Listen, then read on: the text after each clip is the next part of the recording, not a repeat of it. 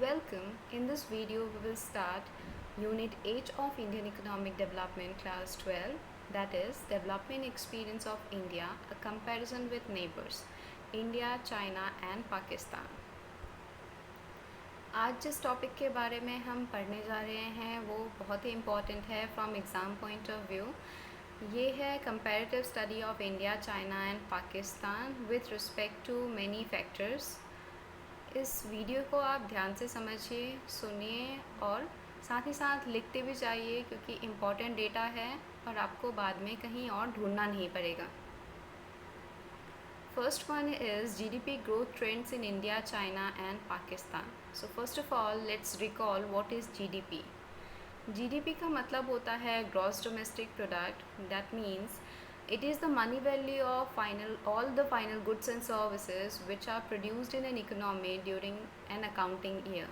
यानी कि किसी भी इकोनॉमी के अंदर प्रोड्यूस होने वाला और सारे फाइनल गुड्स एंड सर्विसेज, पूरे साल के अंदर जितने भी final goods and services generate किए जाते हैं वो सब जीडीपी के अंदर इंक्लूड होते हैं.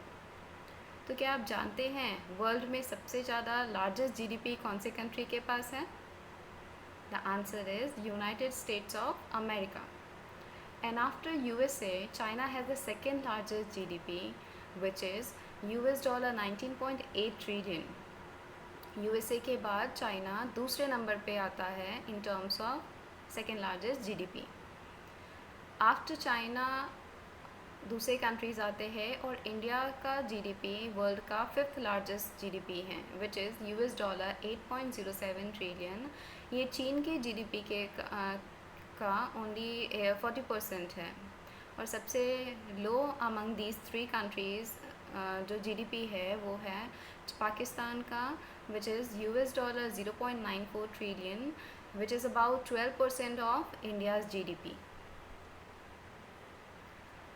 अगर हम annual growth rate of GDP देखें इन परसेंटेज 1980 से 2017 के दौरान, तो इस टेबल को अगर हम ध्यान से देखेंगे तो 1980 से 1990 के दौरान सबसे ज़्यादा जीडीपी चाइना का था, दैट इज़ 10.3.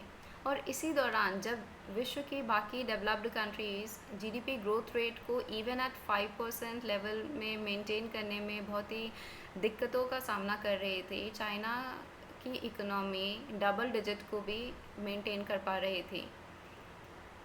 और इस 1980 से 90 के दौरान सबसे लोवेस्ट जो जीडीपी ग्रोथ रेट था वो इंडिया का था विच वाज 5.7. एंड 2015 से लेके 2017 तक इंडिया के जीडीपी ग्रोथ रेट में कुछ बढ़ोतरी हुई, 5.7 से वो 7.3 हो गया. जबकि चाइना के जीडीपी में थोड़ा सा डेप्रिशिएशन आया विच इज़ 6.8. पाकिस्तान के जीडीपी में बहुत हद तक गिरावट नहीं आई, पहले भी वो कम ही था 6.3 और बाद में वो 5.3 है. Now let's see demographic indicators of India, China and Pakistan. Demographic indicators अब क्या होता है? डेमोग्राफिक इंडिकेटर्स मतलब ऐसे सारे पॉपुलेशन से रिलेटेड इंडिकेटर्स जो हमें उनके डेवलपमेंट के बारे में आइडिया देते हैं.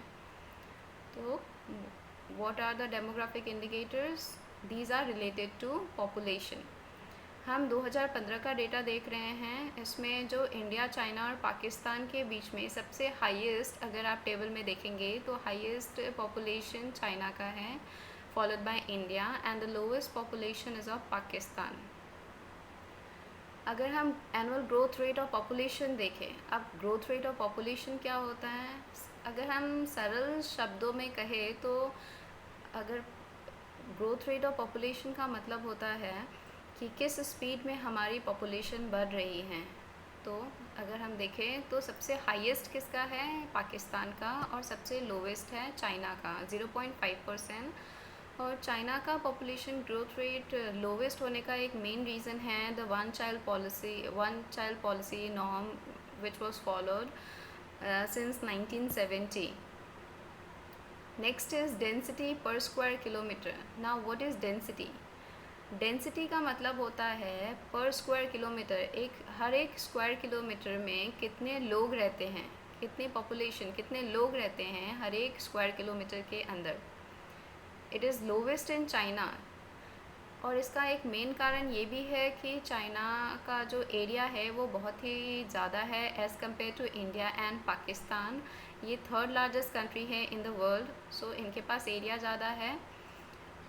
सबसे हाईएस्ट है इंडिया में, दैट इज़ 1 स्क्वायर किलोमीटर के अंदर 441 लोग रहते हैं।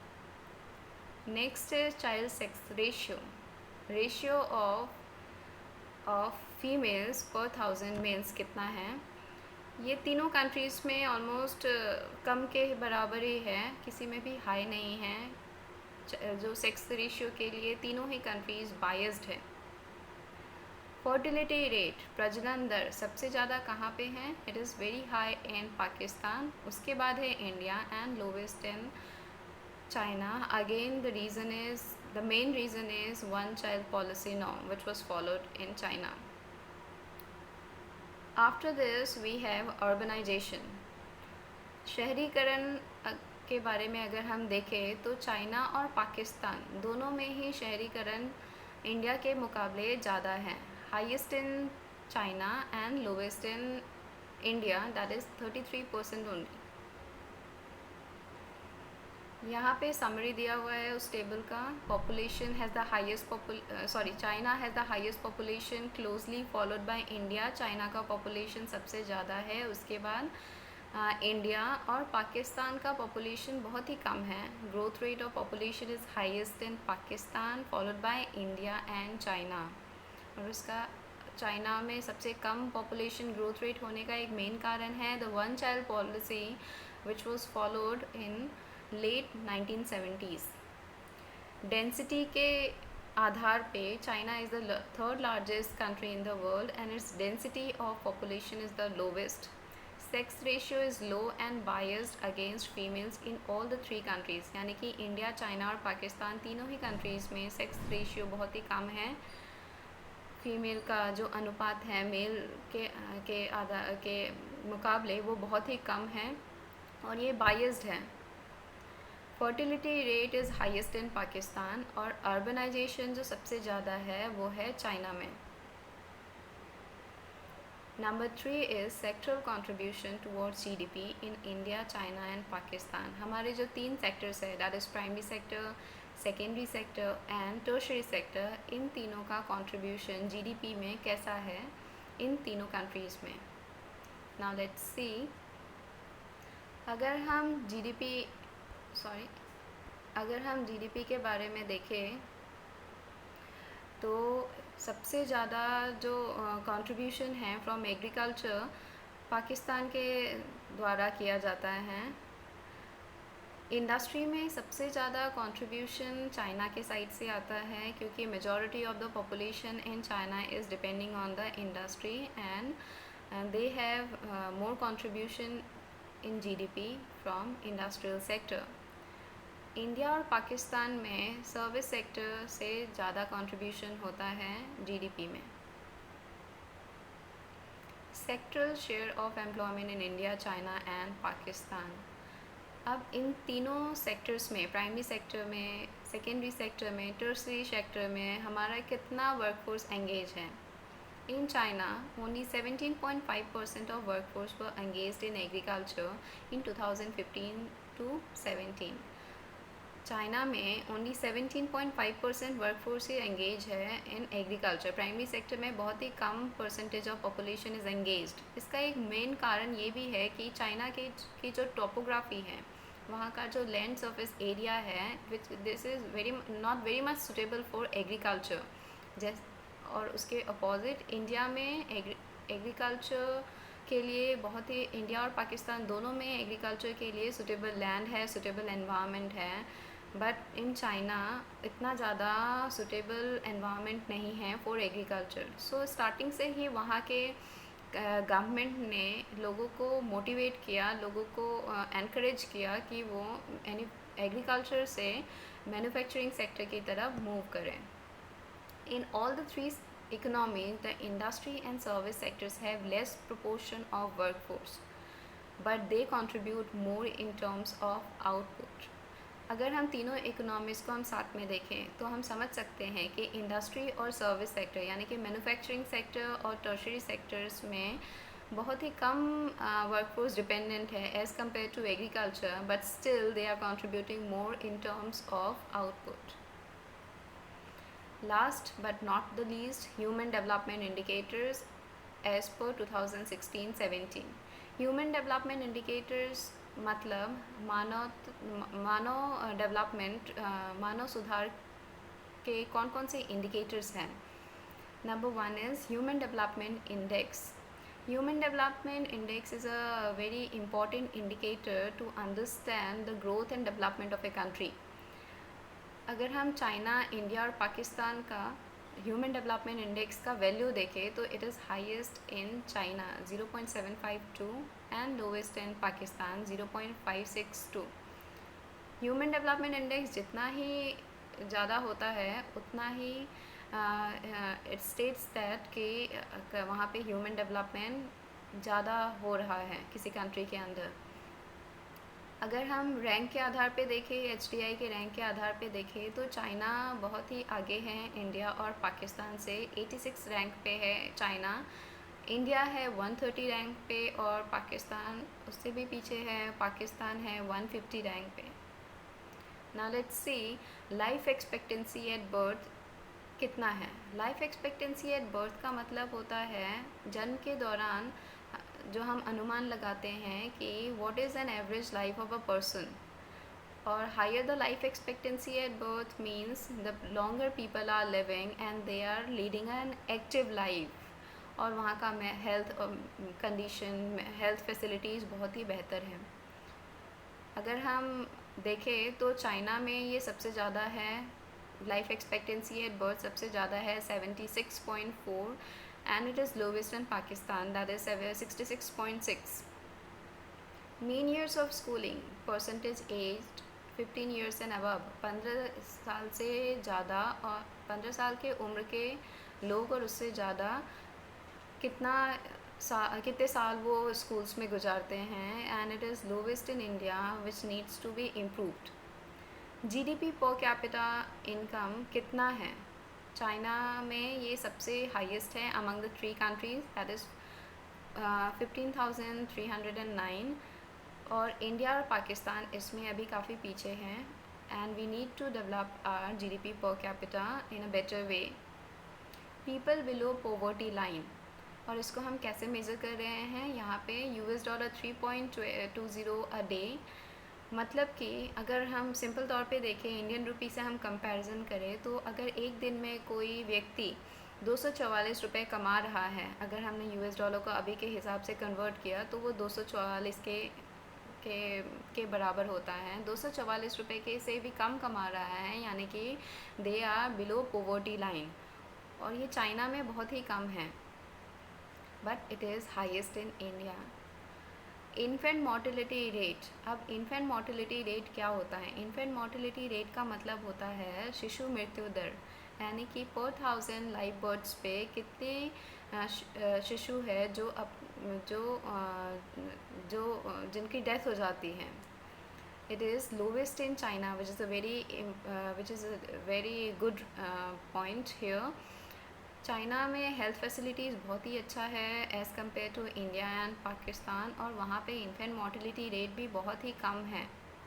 उसके बाद है इंडिया और सबसे लास्ट में है Pakistan. Next is maternal mortality rate पर 1 लाख बर्ड्स. अब what is maternal mortality rate. Maternal mortality rate मतलब प्रेगनेंसी के दौरान और प्रेगनेंसी के बाद जो कॉम्प्लिकेशंस होते हैं उसकी वजह से कितने ऐसी माएँ हैं जो जिनकी डेथ हो जाती है. तो इंडिया और पाकिस्तान में बहुत ही ज़्यादा मैटरनल डेथ्स हो रहे हैं ड्यूरिंग प्रेगनेंसी और during delivery of the child. China में ये बहुत ही कम है, विच अगेन मीन्स कि वहाँ की हेल्थ फैसिलिटीज़ इंडिया और चाइना के मुकाबले बहुत ही बेहतर हैं. Population using improved sanitation. Sanitation मतलब कितना हाइजीनिक एरिया है, कितने स्वच्छता वाले एनवायरनमेंट में लोग रह रहे हैं. And it is again highest in China. वहाँ पे जो सैनिटाइज्ड एनवायरनमेंट है, हाइजीनिक एनवायरनमेंट है, वो ज़्यादा है as compare to India and Pakistan. Next is population with sustainable access to improved water source. मतलब कि लोग कितने ऐसे लोग हैं, कितने प्रतिशत ऐसे लोग हैं जिनको इम्प्रूव्ड ड्रिंकिंग वाटर मिल रहा है अच्छी क्वालिटी का। तीनों ही कंट्रीज़ ऑलमोस्ट सेम दर्जे पे हैं, but still it is highest in China. And the last one is percentage of under nourish children. ना अंडर नरिश चिल्ड्रन का मतलब क्या होता है? ऐसे बच्चे जिनको प्रॉपर डाइट नहीं मिल रहा है, प्रॉपर न्यूट्रिशन नहीं मिल रहा है, उन्हें कैलोरी, कार्बोहाइड्रेट और प्रोटीन एडिक्वेट अमाउंट में नहीं मिल रहा है, तो वो अंडर नरिश्ड हो जाते हैं। और उनका परसेंटेज सबसे हाई है पाकिस्तान में among the 3 countries, and it is lowest in China. So we have seen through the table that in most areas of human development, China is moving ahead of India and Pakistan. China's HDI rank in the world is 86. हमने देखा कि HDI rank के हिसाब से China का rank है 86, contrasting with 130 and 150 of India and Pakistan. और जबकि इंडिया का 150 है और उसके भी पीछे है पाकिस्तान विच इज़ 150। बट क्या हम कह सकते हैं कि चाइना के लोग बहुत ही ज़्यादा ह्यूमन डेवलपमेंट इंडेक्स में आगे हैं, लेकिन क्या हम कह सकते हैं कि वो बहुत ही हमसे आगे है हर मायने में? However, India may attain a higher ranking if some liberty parameters are included in HDI. HDI में हम liberty parameters को include नहीं करते हैं। हम कितने लोग स्वाधीन हैं हम ये नहीं देखते। हम उनका per capita income देखते हैं, हम उनका education enrollment देखते हैं, लेकिन हम उनका freedom नहीं देखते, which is also a very important factor of human development. अगर HDI में liberty indicators को भी हम include करें तो वाकई में इंडिया का जो रैंक है वो बहुत ही आगे जाएगा। Now what is liberty indicators? What are liberty indicators? Liberty indicators are those indicators which represent the degree of social and political freedom to individuals in a country. यानी कि ऐसे indicators जो हमें दिखाते हैं कि कंट्री में कितना social and political freedom है वहाँ के नागरिकों के पास। चाइना के बारे में हम जानते हैं, चाइना एक सोशलिस्ट कंट्री है और वहाँ के लोगों को इतना पॉलिटिकल फ्रीडम, इतना सोशल फ्रीडम नहीं है जितना कि हमारे कंट्री में है, विच इंडिया में है। India is a democratic country and हमारे पास फंडामेंटल राइट्स है, हमारे पास डेमोक्रेटिक फ्रीडम है, ताकि हम अपने बातों को, अपने फ्रीडम को यूज़ कर पाएँ in social and political matters. So in this video we have understood what are the different aspects of GDP growth rate trends in India, China and Pakistan, demographic indicators or sectoral share of people in GDP, and at the end we have seen about human development indicators. So आज का video हम यहीं पे and करते हैं। Thank you, have a good day.